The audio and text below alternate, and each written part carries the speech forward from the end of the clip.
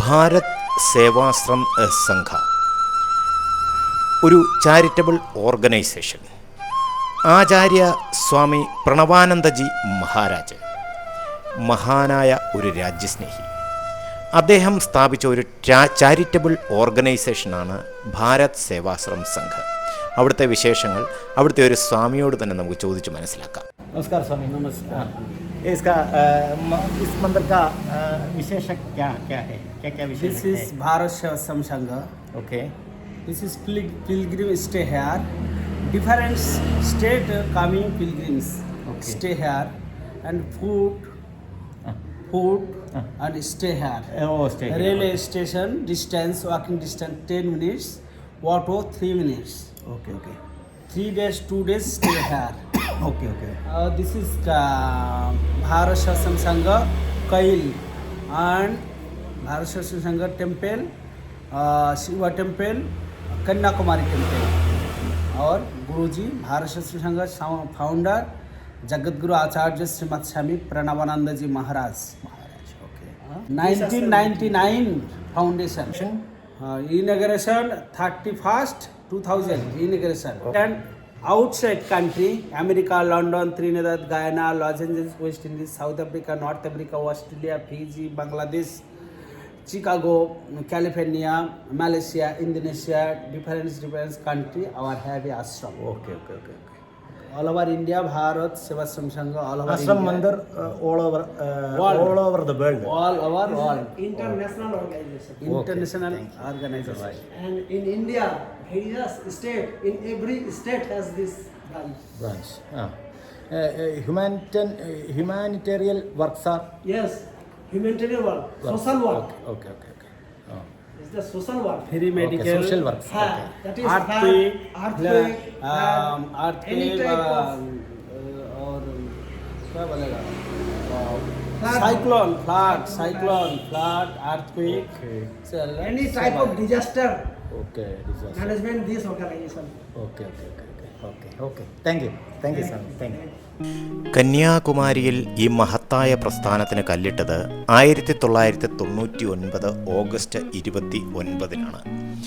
നമ്മൾ കയറി ചെല്ലുമ്പോൾ തന്നെ വളരെ ചിത്രപ്പണികളോടുകൂടിയ ഒരു ക്ഷേത്രം, അത് ഇപ്പോൾ തുറന്നിട്ടില്ല, വളരെ ചിത്രപ്പണികളോടുകൂടിയ ഒരു ക്ഷേത്രമുണ്ട്. അവിടെ പല പ്രതിഷ്ഠകളും ഒക്കെ ഉണ്ടെന്നാണ് പറയുന്നത്. ഇതാണ് ഓഫീസ്, അതിൻ്റെ ഓഫീസ് ഇതാണ്.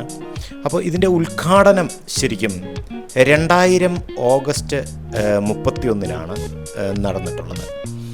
അപ്പോൾ സ്വാമി എനിക്ക് ഈ ഭാരത് സേവാശ്രം സംഘിൻ്റെ ഒരു ബുക്ക് സമ്മാനിക്കാമെന്ന് പറഞ്ഞു. അങ്ങനെ ആ ബുക്ക് വാങ്ങിക്കാനായിട്ട് ഞാൻ പോയിക്കൊണ്ടിരിക്കുകയാണ്.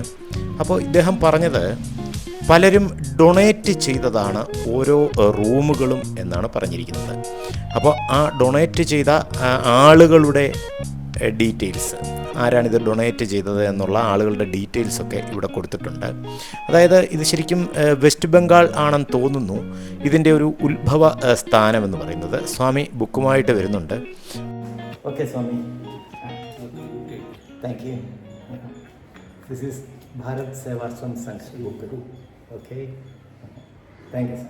Another state, different states, the pilgrims coming 2 days, 3 days stay here, per head 100 rupees. 100 rupees. Okay. Yes. Outside 150. కొంచెం కమ్ ఇరికే. Okay, okay, okay. I will shoot there and then Swami വരെ പറയുന്നത് ഞാൻ ആദ്യം ഇവിടുന്ന് ലഞ്ച് കഴിക്കാനാണ്. ഇവിടെ ലഞ്ച് ഫ്രീ ആണ്. സ്വാമി പറഞ്ഞത് പുറത്തുനിന്നുള്ള ആളുകൾക്ക് 100 രൂപയും ഇവിടെ താമസിക്കുന്നവർക്ക് അതായത് ഇവിടെ ഇപ്പോൾ ഒരു 3 ദിവസത്തെ സ്റ്റേ ഒക്കെ ചെയ്യുകയാണെങ്കിൽ 100 രൂപയും, അല്ലാത്തവർക്ക് 150 രൂപയാണ് ലഞ്ച് എന്ന് പറയുന്നത്. Okay okay. വളരെ ഹൃദ്യമായ ഒരു സ്വീകരണമാണ് എനിക്ക് ഈ ആശ്രമത്തിൽ നിന്നും ലഭിച്ചത്. അപ്പോൾ ഞാൻ ചെന്ന് കയറിയ ഉടനെ തന്നെ അവർ ആഹാരം കഴിച്ചിട്ട് മതി ഇനിയുള്ള ഷൂട്ടിങ്. അപ്പോൾ അതിൽ ആ ഒരു ആശ്രമം ഷൂട്ട് ചെയ്യാനുള്ള പെർമിഷനൊക്കെ അവർ തന്നു. അതിനൊന്നും വേറെ കുഴപ്പമൊന്നുമില്ല. പക്ഷേ ചെന്ന ഉടനെ തന്നെ നമുക്ക് ആഹാരം ലഞ്ച് കഴിച്ചിട്ട്, ഉച്ചക്കത്തെ ഊണ് കഴിച്ചിട്ട് നമുക്കത് ഷൂട്ട് ചെയ്ത് തുടങ്ങാം എന്ന് പറഞ്ഞു. അപ്പോൾ ഒരു അമ്മ അവിടെ ഇരിപ്പുണ്ട്. അമ്മയോടും നർമ്മസംഭാഷണങ്ങളൊക്കെ പറഞ്ഞു. അതിനുശേഷം ഇവിടെ സെൽഫ് സർവീസാണ്. അതായത് നമ്മൾ തന്നെ പാത്രങ്ങൾ എടുക്കുക, കഴുകുക, നമ്മൾ തന്നെ വിളമ്പി കഴിക്കുക, ഇങ്ങനെയുള്ളൊരു രീതിയാണ്. അത് അവിടുത്തെ 2 അന്തേവാസികളായിട്ടുള്ള കുട്ടികളാണ്. അപ്പോൾ ഈ ഓർഗനൈസേഷൻ എന്ന് പറയുന്നത് ശരിക്കും വളരെ വലിയ ചാരിറ്റി പ്രവർത്തനങ്ങളാണ് നടത്തിക്കൊണ്ടിരിക്കുന്നത്.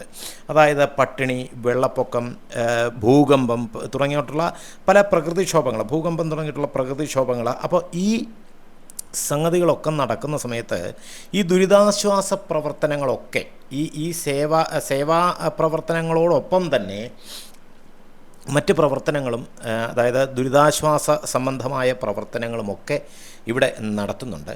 അപ്പോൾ അനാഥരായിട്ടുള്ള ധാരാളം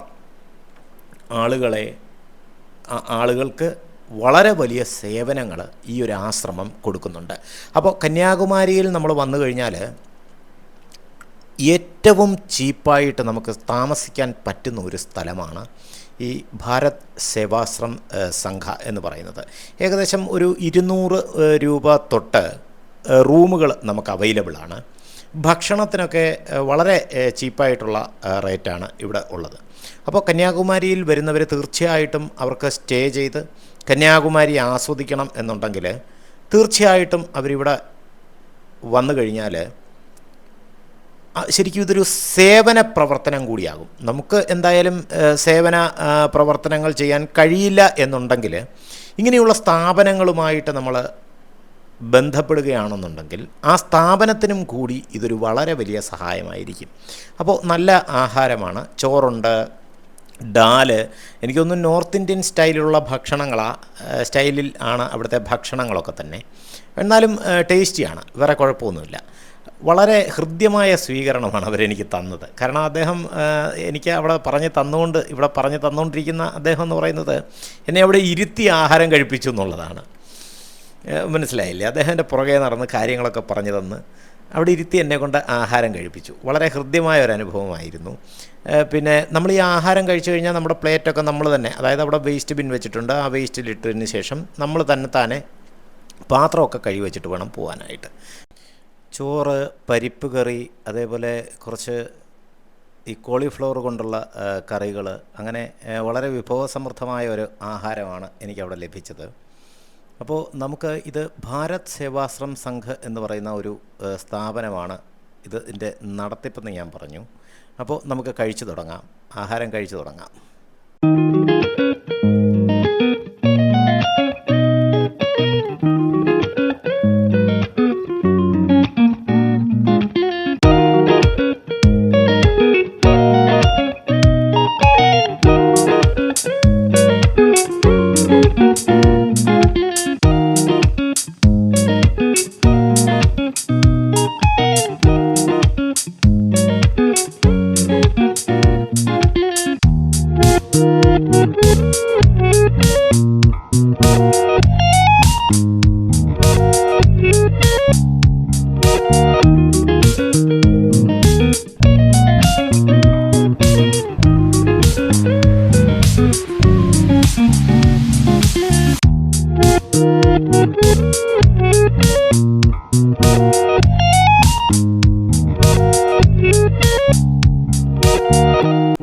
അപ്പോൾ നമ്മളങ്ങനെ ആഹാരമൊക്കെ കഴിച്ചു കഴിഞ്ഞു.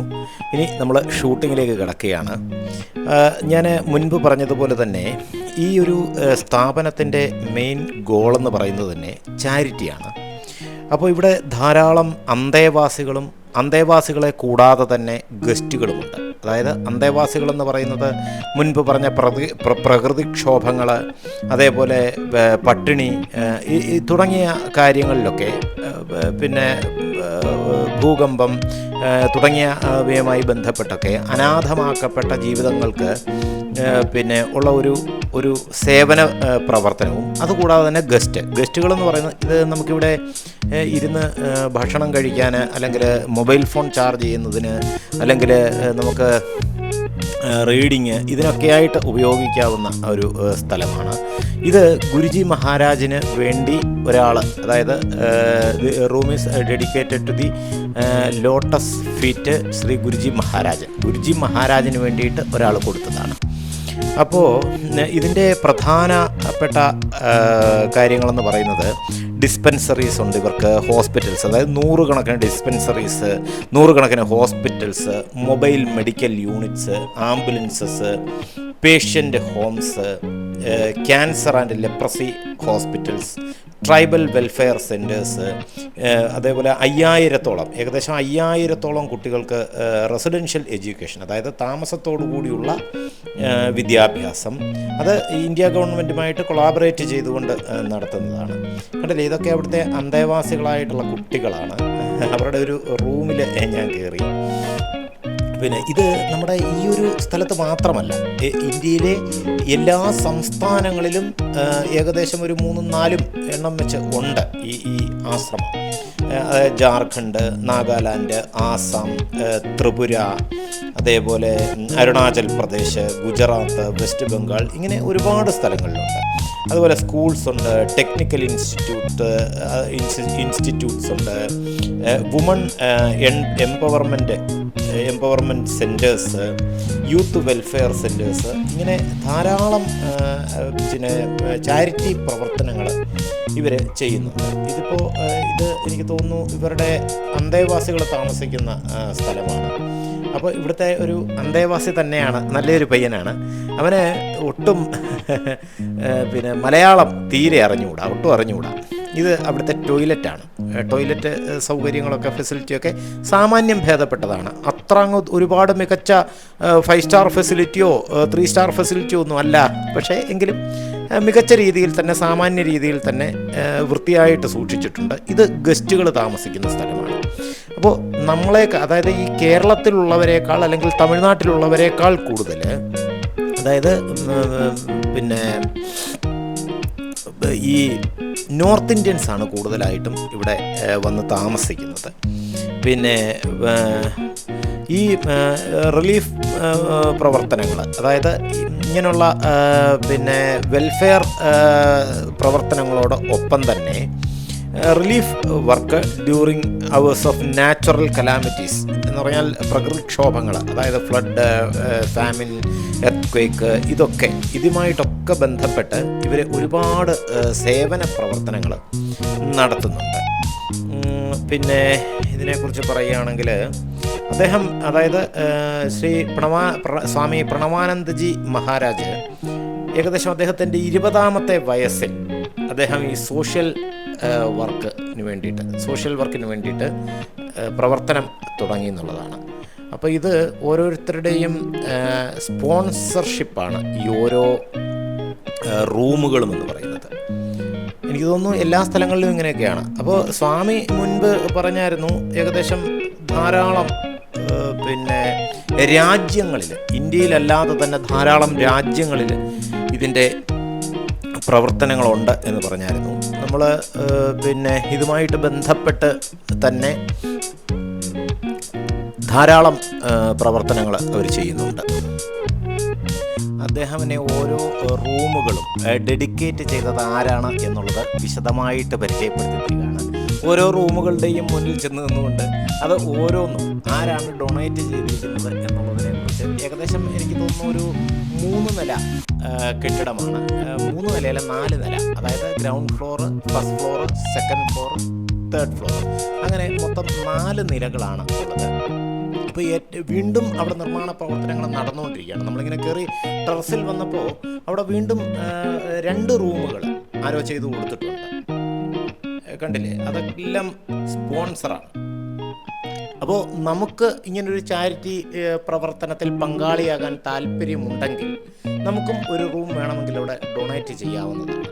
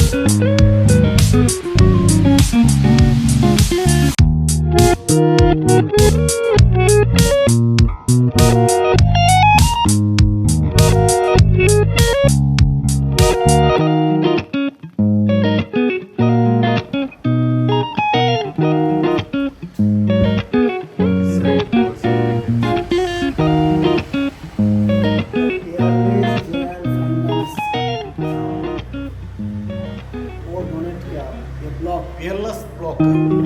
Peerless general film means finance organization. general finance organization. And invite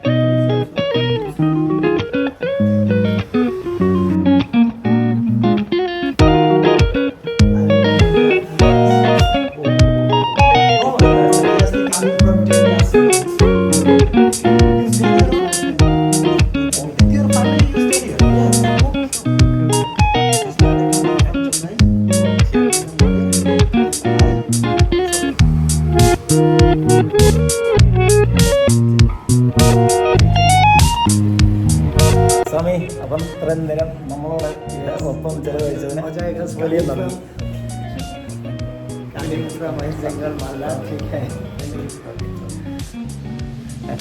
Okay, and you will see my channel. Yes, okay, yes. And follow me. Yes, Okay. thank you, sir. Thank U.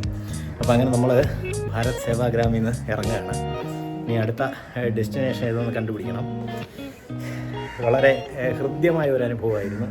ഹൃദ്യമായ അനുഭവം എന്ന് പറഞ്ഞാൽ ജീവിതത്തിൽ കിട്ടിയ ഏറ്റവും വലിയ ഭാഗ്യമായിട്ട് ഞാൻ കാണുന്നു. എൻ്റെ ഫസ്റ്റ് അറിവാണ്. ഞാൻ കന്യാകുമാരിയിൽ ഒരുപാട് തവണ വന്നിട്ടുണ്ടെങ്കിലും ഇതുപോലൊരു അനുഭവവും ഇതുപോലൊരു ആശ്രമവും ഒക്കെ എൻ്റെ ജീവിതത്തിൽ ഫസ്റ്റ് അനുഭവമാണ്. അതുകൊണ്ട് ഗുരുജിയുടെ എല്ലാവിധ ബ്ലെസ്സിങ്സും എനിക്കുണ്ടാവണമെന്ന് പ്രാർത്ഥിച്ചുകൊണ്ട് ഞാനിതുണ്ടാവുന്നതാണ്. അങ്ങനെ നമ്മൾ ഭാരത് സേവാശ്രം സംഘ് കണ്ടിട്ടിറങ്ങി. ഇനി നമുക്ക് പോകേണ്ടത് സ്ഥലങ്ങളെക്കുറിച്ച് നമുക്ക് നോക്കാം.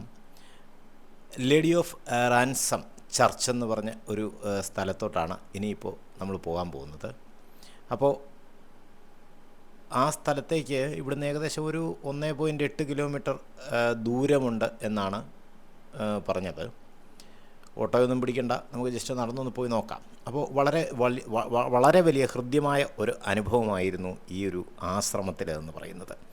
കാരണം ഇപ്പോഴത്തെ കാലത്ത് ഇങ്ങനത്തെ ചാരിറ്റി പ്രവർത്തനങ്ങൾ നടത്താൻ ഒരു സംഘടനയുടെ പിൻബലമുണ്ടെങ്കിൽ മാത്രമേ സാധിക്കൂ.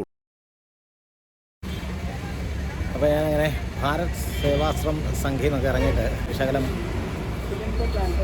ഒരു ശകലം സോഡ നാരങ്ങ ഞാൻ കഴിക്കാൻ വെച്ചു. അപ്പോൾ അതിന് വേണ്ടിയിട്ട് ഞാൻ YouTube channel endless journey by Deepu. Okay subscribers, share. Hello, sir. Thank you okay. ഒരു സോഡ നാരങ്ങാവെള്ളം കുടിക്കാമെന്ന് വെച്ചു. അങ്ങനെ കയറി ഇപ്പോൾ സോഡ നാരങ്ങാവെള്ളം സ്ഥലം രാവിലത്തെ മഴയുള്ളതുകൊണ്ട് അധികം ചൂടില്ല. രാവിലെ നല്ലൊരു ക്ലൗഡി ആയിരുന്നു ക്ലൈമറ്റ്. അതുകൊണ്ട് കുറച്ച് മഴയും പെയ്തായിരുന്നു. അതുകൊണ്ട് വലിയ ചൂടില്ല. അപ്പോൾ കണ്ടില്ലേ, ഞാൻ ഒരു soda നാരങ്ങാവെള്ളം വാങ്ങിയിരിക്കുകയാണ്.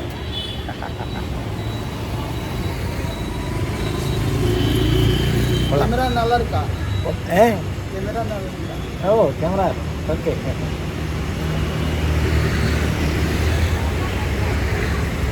Super lemon soda. Super.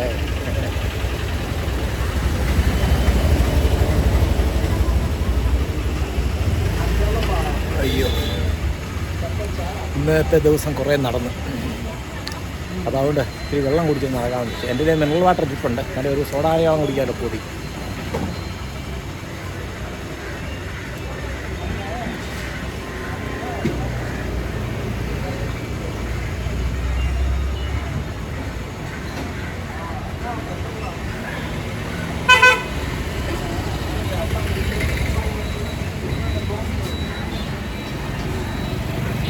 ദാഹിച്ചിരിക്കുമ്പം ഇന്ന് സോഡാറിയാണ് കിട്ടുന്നത്, വളരെ നല്ലതാണ്. ഓക്കെ, അപ്പോൾ ഇന്നത്തെ വീഡിയോ ഇവിടെ വെച്ച് അവസാനിപ്പിക്കുന്നു. അടുത്ത എപ്പിസോഡുമായിട്ട് നമുക്ക് വീണ്ടും കാണാം. അതുവരേക്കും എല്ലാവർക്കും ബൈ.